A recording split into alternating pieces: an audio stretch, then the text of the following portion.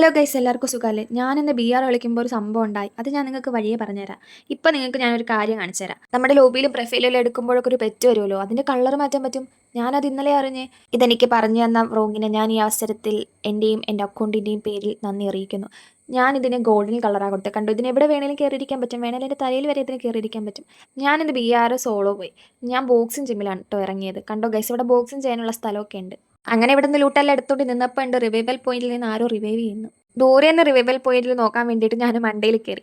മണ്ടയിൽ കയറിയപ്പോൾ അവിടെ ഗ്ലൂ ഒക്കെ കിടക്കുന്നു. അപ്പം ഞാനൊരു എനിമീനെ കണ്ട്, അല്ല ഒന്നല്ല രണ്ട് എനിമീനെ കണ്ട്. അങ്ങനെ ഞാൻ എനിമീനെ കടിച്ചിട്ട് വീണ്ടും ലൂട്ടൊക്കെ എടുത്തോണ്ട് നിന്നപ്പോൾ ഉണ്ട് ഒരു എനിമി അങ്ങോട്ട് പോകുന്നു.